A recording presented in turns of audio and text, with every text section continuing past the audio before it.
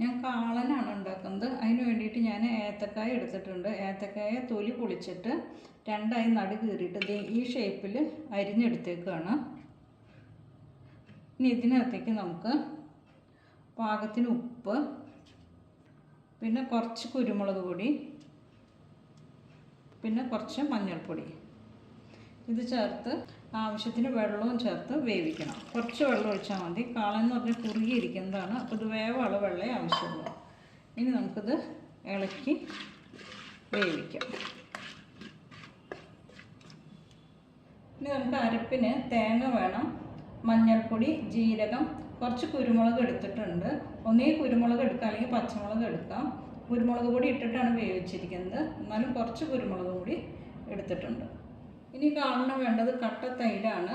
ഞാൻ ഈ കട്ട തൈര് ഒട്ടും വെള്ളം ചേർക്കാതെ ഒന്ന് അടിച്ചെടുത്തതാണ്. നല്ല പുളിയുള്ള തൈരാണ് ഉപയോഗിക്കേണ്ടത്. നമുക്ക് നമ്മുടെ കായ വെന്തോ നോക്കാം. അപ്പോൾ കായൊക്കെ വെന്തിട്ടുണ്ട്, നല്ലോണം പാകത്തിന് വന്നിട്ടുണ്ട്. ഒരുപാട് വെന്തോടെയുണ്ട്, ഇത് മതി. ഇനി നമുക്ക് ഇതിനകത്തേക്ക് അരപ്പ് ചേർക്കാം.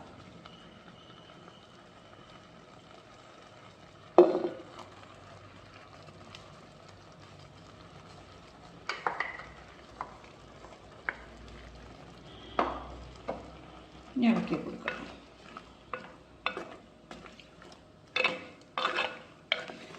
അരപ്പൊന്ന് തിളയ്ക്കണം. നമുക്കൊന്ന് മൂടി വയ്ക്കാം.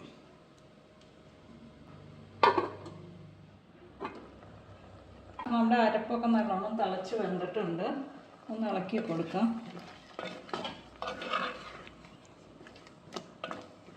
ഇനി നമുക്ക് ഇതിനകത്തേക്ക് തൈര് ചേർക്കാം.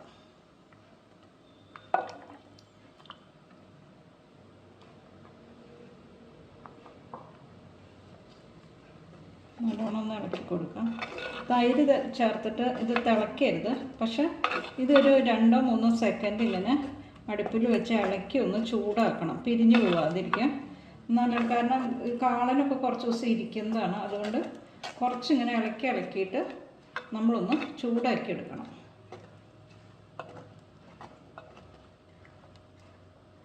അപ്പോൾ നമ്മുടെ കാളൻ പാകമായിട്ടുണ്ട്. ഇത് ഇരുന്ന് ഒന്നും കൂടി കുറുകും ഇത്.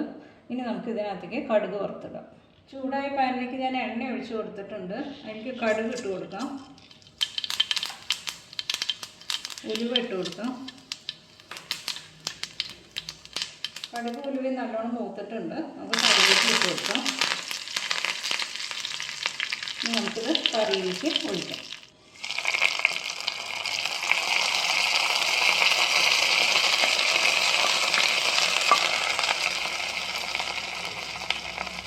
നമ്മുടെ കുറുകി കാളൻ റെഡി ആയിട്ടുണ്ട്.